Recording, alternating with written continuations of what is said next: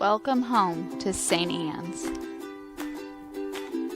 We want you to know that we welcome you.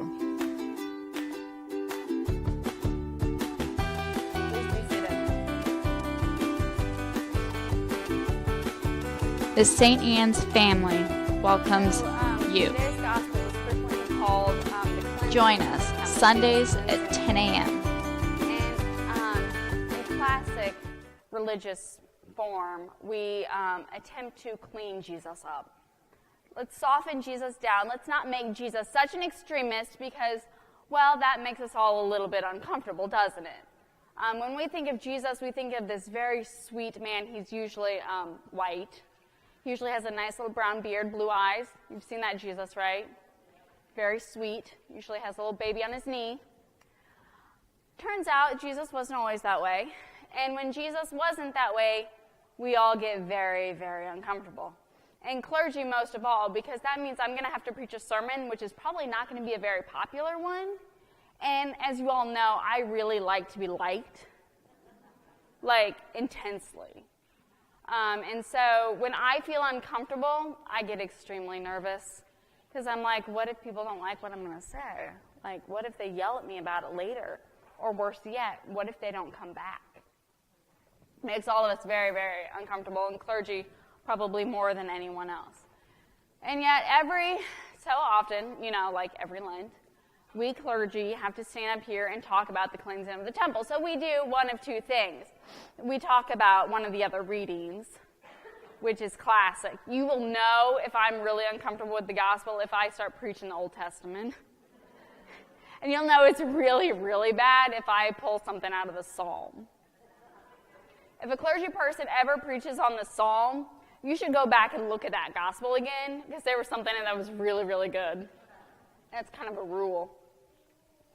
And yet, it's super, super important. So we either do that, or we go a little bit more spiritual on this, and about how, well, it's really more about the fact that Jesus, we go for the second part of this gospel, Jesus is talking about the temple of his body, and that God is everywhere, because fighting mad Jesus makes us really, really uncomfortable.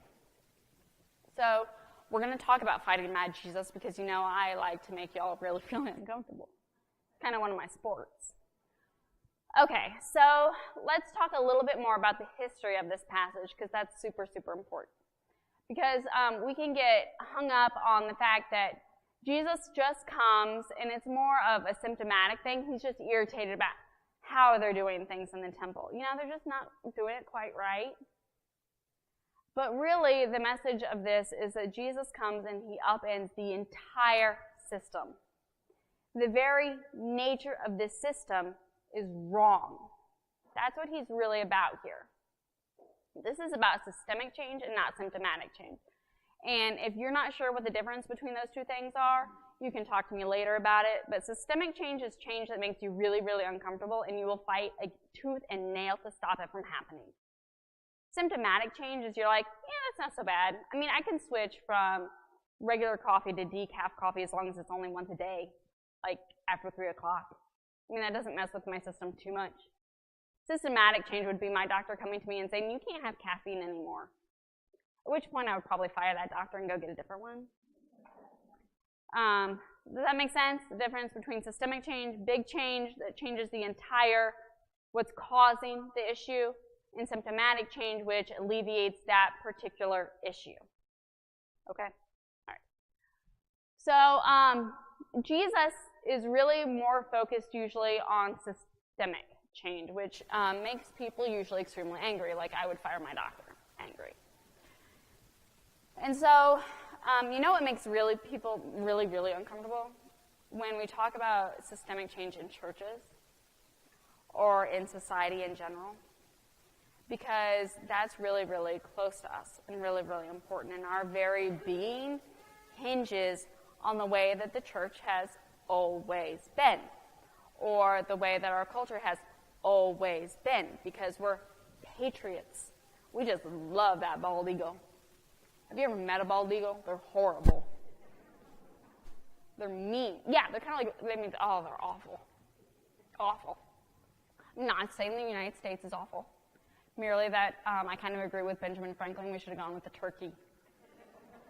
Because I'm not a big bald eagle fan. You can eat a turkey. Good luck eating a bald eagle. The government will find you. They will protect that bald eagle. Okay, so back to the original sermon, because it's kind of important. Jesus does not approve of what I am saying today. Jesus likes bald eagles.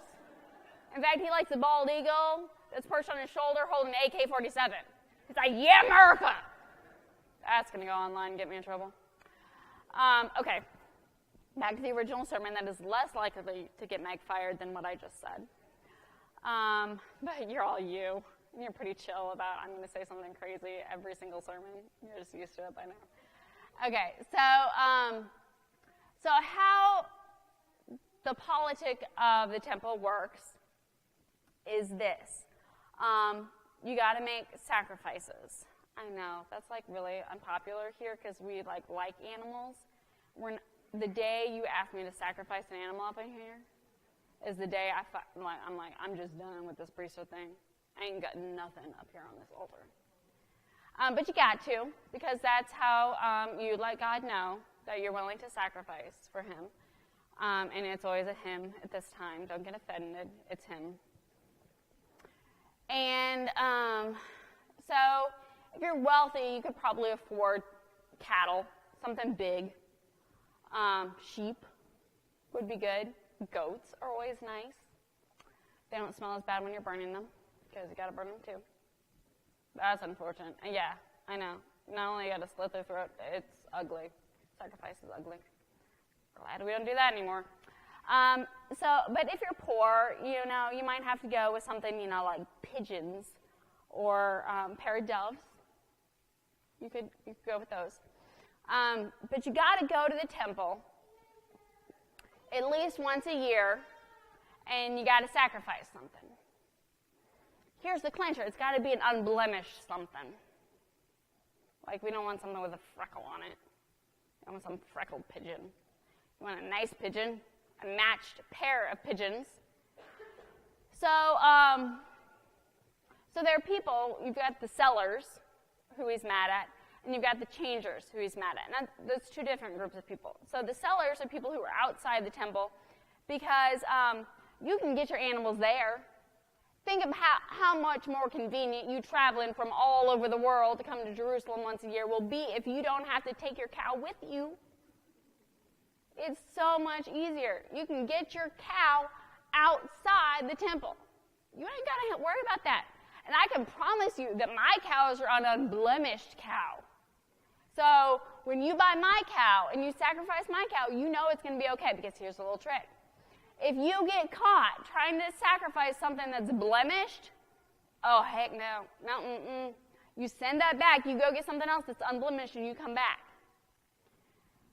You can get, and so the prices are much higher here because you haven't had to travel the whole way with your cow.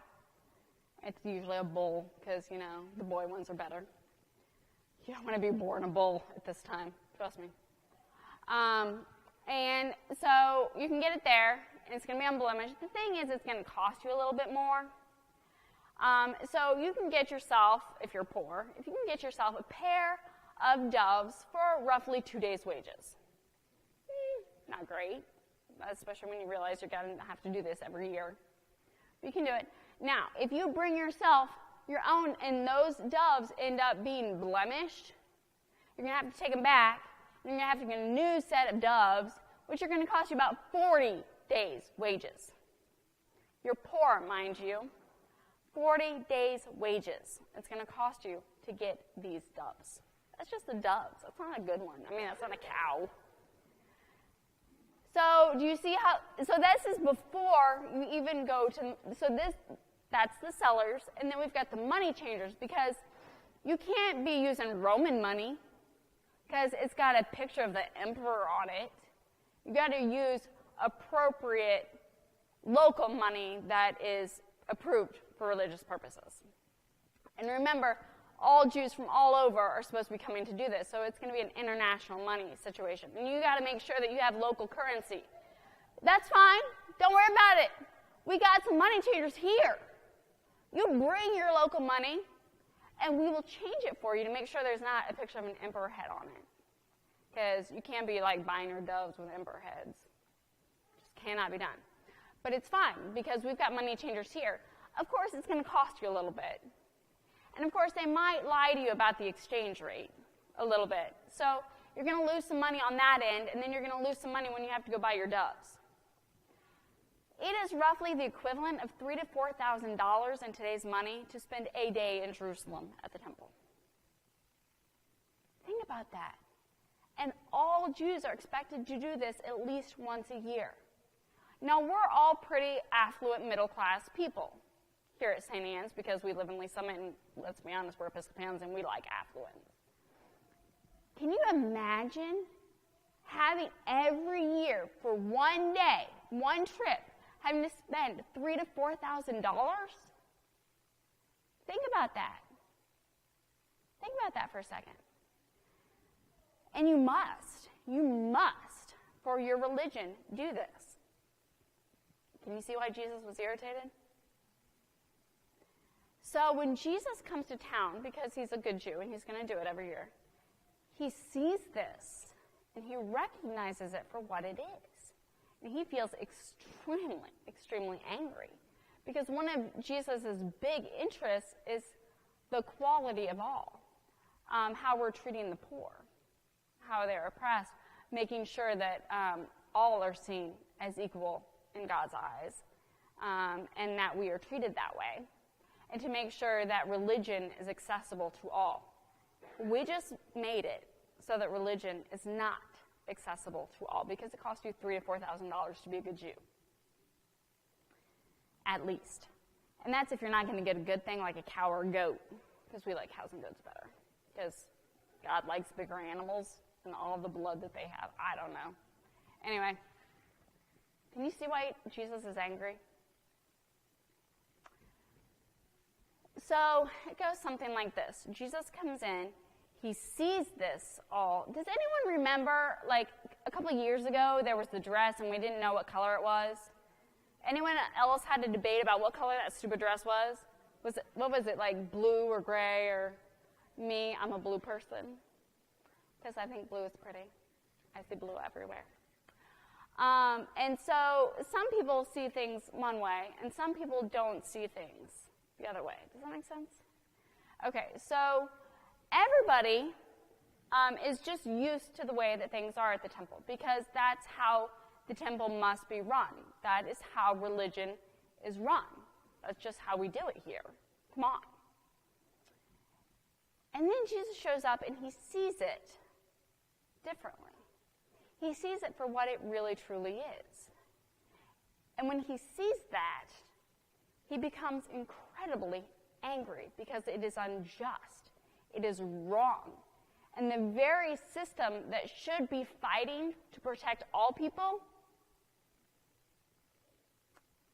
is persecuting them. And he becomes angry. So this isn't about our discomfort with Jesus' anger.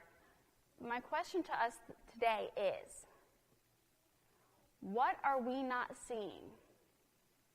And if we do see it, why in God's name aren't we angry?